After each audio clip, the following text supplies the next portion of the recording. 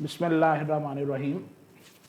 अस्सलाम वालेकुम स्टूडेंट्स, कैसे हैं आप लोग? ठीक हैं, उम्मीद है आप सब बिल्कुल खैरियत से होंगे और अपनी स्टडीज़ को घर रहकर जो है वो ज़रूर कंटिन्यू किया होगा आपने। इससे पहले जो है वो चैप्टर के जो है 5 लेक्चर्स तकरीबन हो चुके हैं और उसमें हमने काफ़ी अहम टॉपिक्स जो हैं वो डिस्कस किए हैं। आपको पता है कि हमने पीरियोडिक प्रॉपर्टीज़ वाला पोर्शन जो है वो स्टार्ट किया हुआ है और लास्ट टाइम हमने देखा कि किस तरह इलेक्ट्रॉन अफिनिटी और बाकी आयोनाइजेशन एनर्जी और डिफरेंट प्रॉपर्टीज़ पर हम डिटेल डिस्कशन जो है वो कर चुके हैं।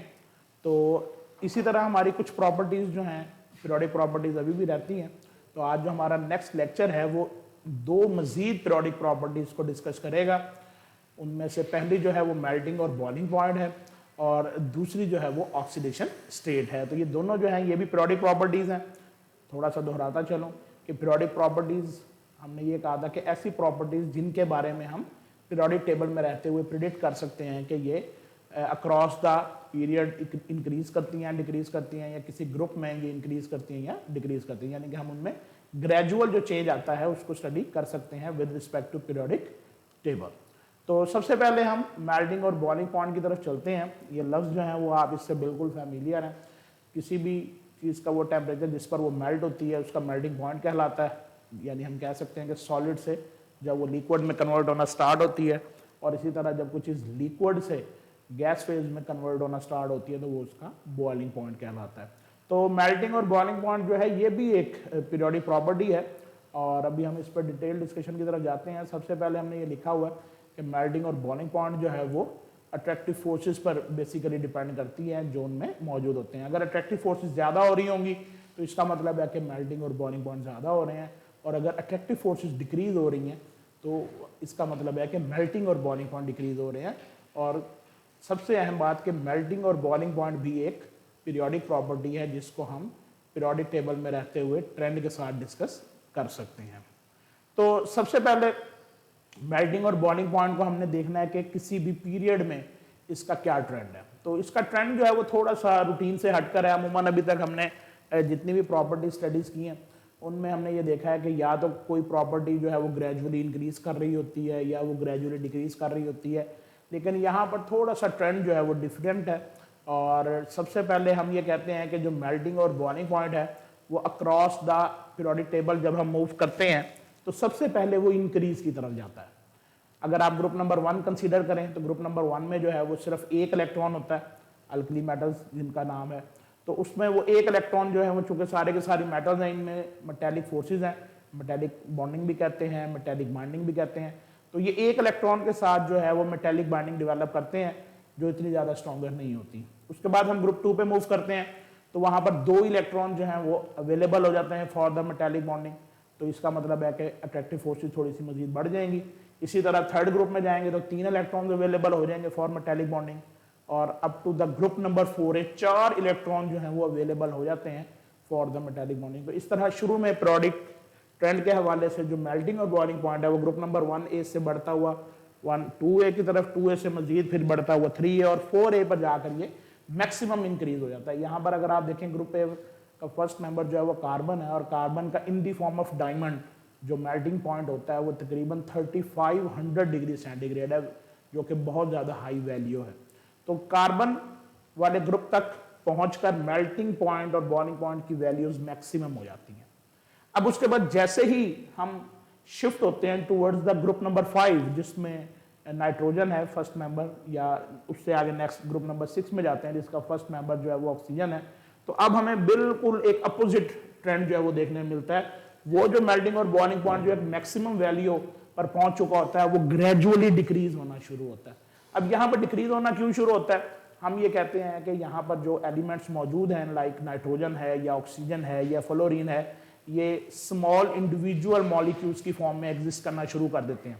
जबकि इससे पहले जो कार्बन था या ग्रुप नंबर 4A के जो एलिमेंट्स थे वो 3 डायमेंशनल लेटेस्ट स्ट्रक्चर्स बनाते हैं। जैसे कि डायमंड का स्ट्रक्चर आप फर्स्ट ईयर में भी डिस्कस कर चुके हैं कि 3 dimensional latest joint molecule structure होता है जिसकी वजह से अट्रैक्टिव फोर्सेस बहुत ज़्यादा इंक्रीज हो जाती हैं। लेकिन जैसे ही हम ग्रुप नंबर 5 की तरफ आते हैं तो अब ये मॉलिक्यूल्स जो है वो 3 डायमेंशनल लेटेस्ट स्ट्रक्चर्स नहीं बनाते, जिसकी वजह से अब दोबारा से ये वैल्यू मेल्टिंग और बॉइलिंग पॉइंट की कम होती है। 5 में कम हुई, 6 में मजीद कम हुई और 7 में मजीद कम हुई। तो इस तरह से एक जो ग्राफ पहले बिल्कुल राइज करता है और एक वैल्यू मैक्सिमम कार्बन पर पहुंचकर वो दोबारा से डिक्रीज करना शुरू कर देता है। तो इस तरह ये ट्रेंड जो है ये बाकी तमाम ट्रेंड से थोड़ा सा डिफरेंट है। यहाँ पर हम ये नहीं कह सकते कि जनरली इंक्रीज हो रहा है या जनरली डिक्रीज हो रहा है। हम ये कहते हैं कि first increases up to a maximum value of 4a and then begin to decrease up to group number 8a। तो ये रीजन जो है वो यहाँ पर मैंने एक अलग से भी मेंशन कर दी है, ताकि जिस बच्चे को ये रीजन ना समझ आए तो वो इसको पढ़ ले एक दफा, तो मजीद उसके लिए क्लियर हो जाएगा कि किस तरह से एक इलेक्ट्रॉन से 2 इलेक्ट्रॉन शेयर हुए, 3 शेयर हुए, 4 पर जाकर वैल्यू मैक्सिमम हो गई, अब 5 में जाकर पेयरिंग शुरू हो जाती है और इलेक्ट्रॉन्स उस तरह से शेयर नहीं होते। जैसे 4 के साथ 4 हुआ तो 8 हो गए, जब 5 इलेक्ट्रॉन आखिरी शेल में होंगे तो वो 3 इलेक्ट्रॉन गेन करके बॉन्ड बनाएगा और इस तरह से स्मॉल इंडिविजुअल मॉलिक्यूल बनेगा N2 से अगर आप नेक्स्ट चलें O2 तो वो 2 इलेक्ट्रॉन की शेयरिंग से बनेगा, और अगर आप F2 पे जाएंगे तो वो एक इलेक्ट्रॉन की शेयरिंग से बनेगा। तो इस तरह से आप देखेंगे तो ये वैल्यू जो पहले इंक्रीज करती है देन ये बिगिन टू डिक्रीज हो जाती है। उसके बाद अब हम इसके ग्रुप में ट्रेंड्स को डिस्कस करते हैं। यहां पर भी हमारे पास जो डिफरेंट और अपोजिट ट्रेंड जो है वो सामने आते हैं, तो इसको हमें थोड़ा सा अलग अलग जहन में रखना है कि ये ट्रेंड एक जनरल ट्रेंड नहीं है कि तमाम जो हमारे पास टोटल ग्रुप्स हैं उनमें एक ही ट्रेंड फॉलो होगा। तो यहां पर भी 2 तरह के डिफरेंट ट्रेंड है। उसमें से पहला जो ट्रेंड है वो एस ब्लॉक एलिमेंट्स का। आपको पता है कि एस ब्लॉक एलिमेंट्स में सारे के सारे मेटल्स मौजूद हैं, अल्कली मेटल्स हैं या अल्कलाइन अर्थ मेटल्स हैं। तो ये चूंकि सारे के सारे मेटल्स हैं इसलिए इनका जो मेल्टिंग और बॉइलिंग पॉइंट है वो डिपेंड करता है मेटेलिक बॉन्ड पर। तो मेटेलिक बॉन्ड में हम ये देखते हैं कि जो ग्रुप नंबर 1A के मेंबर हैं या अल्कली मेटल्स हैं वो एक इलेक्ट्रॉन अवेलेबल उनके पास होता है वैलेंस शेल में, जिसके जरिए से वो मेटेलिक बॉन्ड बनाते हैं। तो इस तरह से उनकी जो अट्रैक्टिव फोर्सेस होंगी एक इलेक्ट्रॉन की वजह से वो इतनी ज़्यादा स्ट्रॉन्गर नहीं होंगी। और दूसरी बात ये कि जैसे जैसे हम ग्रुप में नीचे की तरफ मूव करेंगे एटम का साइज इंक्रीज करेगा, और एटम का साइज इंक्रीज करने से जो है वो मेटेलिक बॉन्ड वीकर होता चला जाएगा, क्योंकि इलेक्ट्रॉन का फासला न्यूक्लियस से बढ़ जाता है, जिसकी वजह से उस पर फोर्स ऑफ अट्रैक्शन जो है वो काफ़ी रिड्यूस्ड हो जाती है। और यही वजह है कि अल्कली मेटल्स हों या अल्कलाइन अर्थ मेटल्स हों, मेटल का ग्रुप जो है उसमें डाउन द ग्रुप एटम के साइज बढ़ने से मेल्टिंग और बॉइलिंग पॉइंट में कमी आती है, या उसे हम कहते हैं डिक्रीज करता है। और उसकी रीज़न ये है कि जैसे जैसे साइज एटम का बढ़ता है वैसे वैसे उसमें फोर्सेस या मेटेलिक बॉन्ड जो है वो वीकर होते चले जाते हैं। उसके बाद अगर हम अल्कली मैटर और अल्कलाइन अर्थ मेटल्स का आपस में अगर कंपैरिजन देखें तो अल्कलाइन अर्थ मेटल्स का जो है वो मेल्टिंग और बॉइलिंग पॉइंट ज़्यादा है। बड़ी सिंपल सी लॉजिक है, एंड पर ये मैंने मेंशन की हुई है कि अल्कली मेटल्स जो हैं वो सिर्फ एक इलेक्ट्रॉन मेटेलिक बॉन्ड के लिए अवेलेबल करते हैं, जबकि अल्कलाइन अर्थ मेटल्स में जो है वो 2 इलेक्ट्रॉन अवेलेबल होते हैं फॉर मेटेलिक बाइंडिंग, इसलिए उनका मेल्टिंग और बॉइलिंग पॉइंट जो है वो अल्कली के मुकाबले में ज़्यादा होता है। उसके बाद दूसरा ट्रेंड, जैसे मैंने आपको कहा ना ग्रुप में 2 तरह के ट्रेंड हैं, तो पहला तो हमने देख लिया जो एस ब्लॉक में है मेटल्स में। अब दूसरा ट्रेंड हम नॉन मेटल्स में देखेंगे, जैसा कि हैलोजेंस है या उसमें ग्रुप 8A के मेंबर्स हैं जिसको हम नोबल गैसेस का नाम देते हैं। यहाँ पर लिखा हुआ है कि जो हैलोजेंस हैं वो as a diatomic molecules exist करते हैं लाइक F2, Cl2, Br2, और जो नोबल गैसेस हैं वो मोनो एटॉमिक मॉलिक्यूल्स के तौर पर एग्जिस्ट करती हैं। अब इनका ट्रेंड जो है वो बड़ा इंटरेस्टिंग है। मेटल्स में हमने ये देखा कि जैसे जैसे हम डाउन द ग्रुप जा रहे हैं वैसे वैसे जो है वो मेल्टिंग और बॉइलिंग पॉइंट रिड्यूस हो रहा है, जबकि यहाँ पर बिल्कुल अपोजिट है।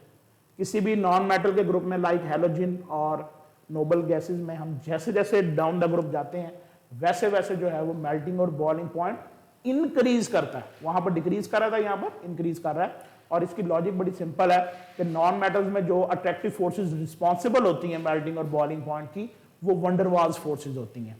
तो ये भी हमारा टॉपिक चैप्टर नंबर 4 में हमने डिस्कस किया था पार्ट 1 में, कि ये वंडरवाल्स फोर्सेज जो हैं ये जैसे जैसे एटम का साइज बढ़ता है वैसे वैसे वैसे पोलराइजेबिलिटी बढ़ती है, और पोलराइजेबिलिटी बढ़ने से वंडरवाल्स फोर्सेज में इजाफा होता है।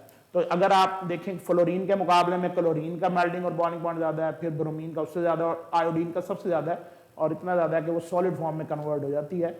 तो हम ये कहते हैं कि किसी नॉन मेटल के ग्रुप में, खासतौर पर जिसे हम हैलोजेंस या इनर्ट गैसेस का नाम दे रहे हैं, हम जब डाउन द ग्रुप मूव करते हैं तो साइज ऑफ एटम बढ़ने की वजह से वंडरवाल्स फोर्सेस बढ़ती हैं। और वंडरवाल्स फोर्सेस क्यों बढ़ती हैं? क्योंकि पोलराइजेबिलिटी बढ़ती है, और पोलराइजेबिलिटी बढ़ने से मेल्टिंग और बॉइलिंग पॉइंट में इजाफा हो जाता है। तो इस तरह से ये 2 ट्रेंड आपके पास अब अपोजिट आ गए हैं। पहला आपके पास मेटल का आया जिसे हमने एस ब्लॉक से रिप्रेजेंट किया, और दूसरा आपके पास नॉन मेटल्स का आया जिसमें आपने हैलोजन्स और नोबल गैसेस को जो है वो डिस्कस किया है।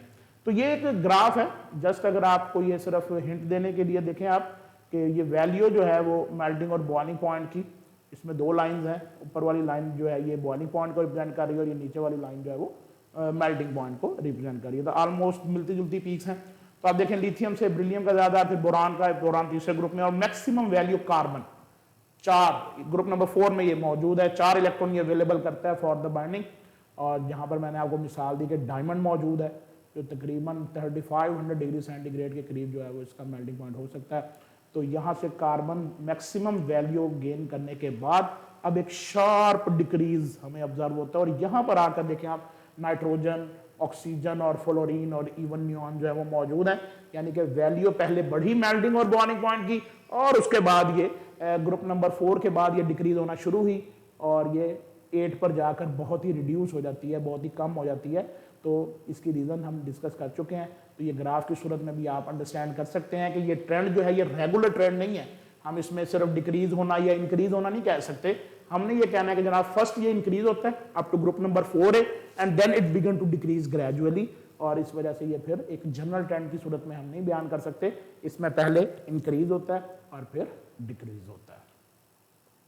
तो ये तो थी हमारी प्रीवियस प्रॉपर्टी जो कि मेल्टिंग और बॉइलिंग पॉइंट है। अब नेक्स्ट प्रॉपर्टी की तरफ चलते हैं विच इज ऑक्सीडेशन स्टेट। ये लफ्ज भी आप पहले से फेमिलियर है और ऑक्सीडेशन स्टेट को भी यहाँ पर उन्होंने एज ए पीरियोडिक प्रॉपर्टी के तौर पर डिस्कस किया हुआ है। जैसा कि मैंने आपको ये बताया कि पीरियोडिक प्रॉपर्टी वो प्रॉपर्टी है जिसके बारे में हम प्रिडिक्ट कर सकते हैं with in a periodic table, कि हम उसके बारे में पहले से ही काफ़ी इंफॉर्मेशन हासिल कर सकते हैं कि भाई ये प्रॉपर्टी किस तरफ को इंक्रीज होगी, डिक्रीज होगी, सारा कुछ। तो उसमें भी ऑक्सीडेशन जो है वो मौजूद है। तो वैसे ऑक्सीडेशन की डेफिनेशन क्वाइट सिंपल है, apparent charge on an atom. किसी भी एटम पर कोई चार्ज हो वो उसकी ऑक्सीडेशन स्टेट कहलाती है। आपने अक्सर देखा होगा H पॉजिटिव 1, इसका मतलब है हाइड्रोजन की यहाँ पर ऑक्सीडेशन स्टेट +1 है। O-2 अगर ऑक्सीजन पर -2 है तो ये -2 इसकी ऑक्सीडेशन स्टेट है। तो किसी भी एटम पर जो चार्ज आता है वो किस वजह से आता है? इलेक्ट्रॉन लूज करने की वजह से या इलेक्ट्रॉन गेन करने की वजह से। अगर वो इलेक्ट्रॉन लूज करता है तो वो पॉजिटिव ऑक्सीडेशन स्टेट में चला जाता है, अगर वो गेन करता है तो वो नेगेटिव ऑक्सीडेशन स्टेट में चला जाता है। और सबसे अहम बात यह है कि जो ऑक्सीडेशन स्टेट होती है वो डिपेंड करती है number of electrons in the valence shell. आखिरी शेल में कितने इलेक्ट्रॉन हैं, सारी ऑक्सीडेशन स्टेट जो है वो मेनली उस पर डिपेंड करती है। आप बच्चों ने पहले ऑक्टेट रूल भी फर्स्ट ईयर में पढ़ा हुआ है, जहां पर हमने ये देखा था कि हर एलिमेंट की ये टेंडेंसी होती है कि वो 8 इलेक्ट्रॉन्स अकोमोडेट करना चाहता है अपने वैलेंस शेल में। उसी के लिहाज से वो इलेक्ट्रॉन लूज करता है, उसी के लिहाज से वो इलेक्ट्रॉन गेन करता है। तो ज्यादातर एलिमेंट्स जो हैं वो एक तरह की ऑक्सीडेशन स्टेट भी शो करते हैं। मतलब सोडियम है हमेशा +1 शो करता है, इसी तरह लिथियम है +1 करता है, मैग्नीशियम +2 करता है। लेकिन बाकी एलिमेंट जो है वो एक से ज्यादा ऑक्सीडेशन स्टेट शो कर सकते हैं। मसलन एक कंपाउंड में कोई और है, दूसरे में कोई और है। हम हाइड्रोजन की एग्जांपल ले लेते हैं कि जब वो मेटल हाइड्राइड्स में होती है तो वो +1 ऑक्सीडेशन स्टेट शो करती है, जबकि अगर वो नॉन मेटल्स के साथ हो तो वो -1 ऑक्सीडेशन स्टेट जो है वो शो करती है। तो ये भी ट्रेंड मौजूद है एलिमेंट्स में कि वो एक से ज्यादा टाइप की जो है वो ऑक्सीडेशन स्टेट शो करते हैं। लेकिन इस बात से इनकार नहीं किया जा सकता कि उनकी जो भी ऑक्सीडेशन स्टेट होगी वो उनकी इलेक्ट्रॉनिक कन्फिगुरेशन यानी कि उनके वैलेंस शेल में कितने इलेक्ट्रॉन है उस पर बेस करेगी। तो यहां पर एक हवाला बस दिया हुआ है पीरियोडिक टेबल में ऑक्सीडेशन स्टेट को अंडरस्टैंड करने का कि ग्रुप नंबर 1A की ऑक्सीडेशन स्टेट क्या होगी। तो जनरली अल्कली मेटल्स या ग्रुप नंबर 1A के मेंबर्स की ऑक्सीडेशन स्टेट जो होगी वो +1 होगी, क्योंकि they have 1 electron in the valence shell. तो एक इलेक्ट्रॉन है वो एक ही लूज करते हैं और इसलिए उनकी जो जनरल ऑक्सीडेशन स्टेट है वो +1 है। इसी तरह अगर हम देखें ग्रुप नंबर 2A है अल्कलाइन अर्थ मेटल्स का, तो इसमें चूंकि 2 इलेक्ट्रॉन है वैलेंस शेल में, इसलिए इसकी जो जनरल ऑक्सीडेशन स्टेट होगी दैट विल बी +2।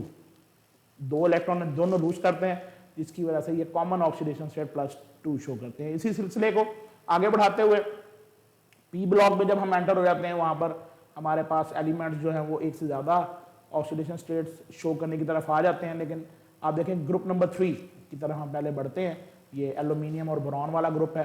तो इसमें भी जो कॉमन ऑक्सीडेशन स्टेट है वो +3 है, क्योंकि इसमें ज़्यादातर मेंबर्स जो हैं वो इजीली इलेक्ट्रॉन लूज कर देते हैं।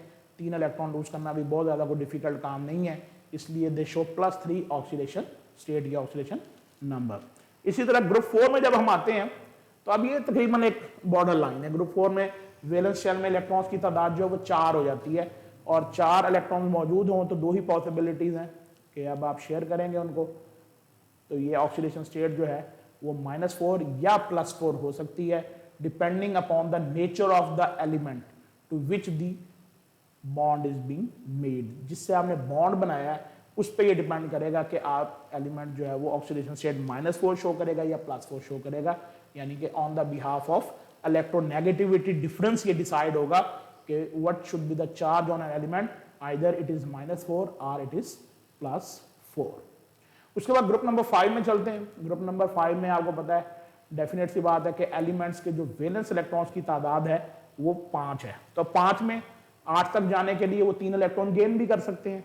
तो -3 ऑक्सीडेशन स्टेट जो है वो भी ये एलिमेंट शो करते हैं। लेकिन इसके अलावा जो है वो अदर ऑक्सीडेशन स्टेट जैसा कि +5 है, अगर 5 के 5 ही इलेक्ट्रॉन वो शेयर कर दें विद अदर एलिमेंट तो वो 5 + 5 ऑक्सीडेशन स्टेट में, मतलब PCl5 है तो फास्फोरस ग्रुप 5 में है तो वो PCl5 में +5 ऑक्सीडेशन स्टेट जो वो शो करता है। इसी तरह +3 भी शो कर सकते हैं, लेकिन यहाँ पर कोशिश मैंने किया कि जो मोस्ट कॉमन ऑक्सीडेशन स्टेट्स हैं उन्हीं को मेंशन करूँ ताकि जो आप इससे कंफ्यूज ना हो जाएंगे ये टू मच ऑक्सीडेशन स्टेट्स हैं, ये कैसे ड्राइव की हुई हैं।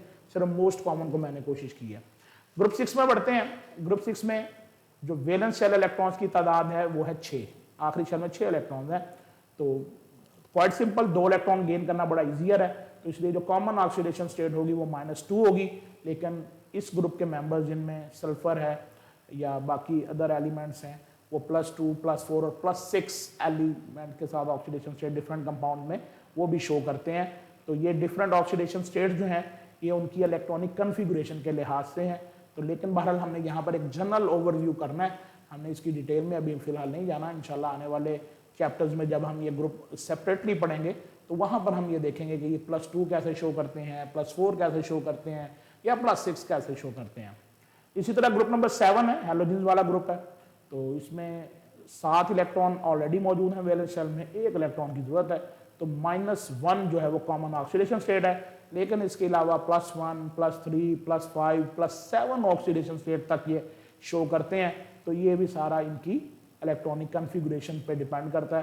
तो इंशाल्लाह आने वाले चैप्टर्स में जब हम हैलोजन ग्रुप को एज ए होल डिस्कस करेंगे तो हम ये भी रीज़न देखेंगे कि ये कैसे मल्टीपल ऑक्सीडेशन स्टेट जो वो शो करते हैं। इसके बाद ग्रुप नंबर 8 है।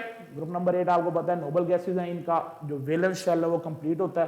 तो वैलेंस शेल कंप्लीट होने की वजह से ये ना इलेक्ट्रॉन लेते हैं ना देते हैं, इसलिए ये 0 ऑक्सीडेशन स्टेट जो है वो शो करते हैं। और 0 ऑक्सीडेशन स्टेट का मतलब है कि ना इन्होंने इलेक्ट्रॉन लिया हुआ है ना ही इलेक्ट्रॉन दिया हुआ है। तो ये एक सिंपल सी डिस्कशन है जो हमने ऑक्सीडेशन स्टेट्स के हवाले से लिखनी है।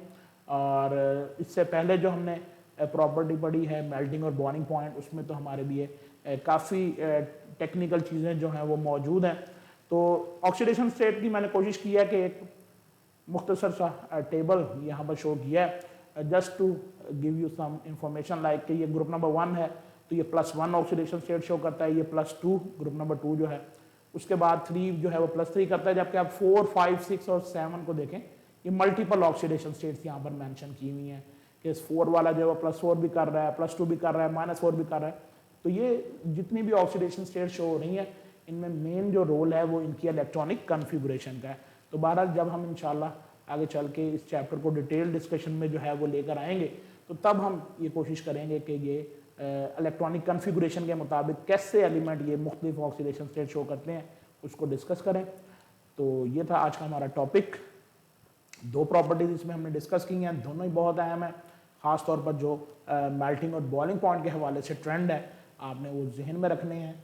आपने ये जहन में रखना है कि किस तरह से मेल्टिंग और बॉइलिंग पॉइंट पहले बढ़ता है up to the 4 group and then decrease होता है। दूसरा मेटल्स में क्या ट्रेंड है, मेटल के ग्रुप में डाउन द ग्रुप जो है वो मेल्टिंग और बॉइलिंग पॉइंट डिक्रीज होता है। और जब हम नॉन मेटल में चले जाते हैं तो वही मेल्टिंग और बॉइलिंग पॉइंट इंक्रीज होता है। दोनों के अलग अलग लॉजिक्स जो हैं वो मैंने दी हुई हैं।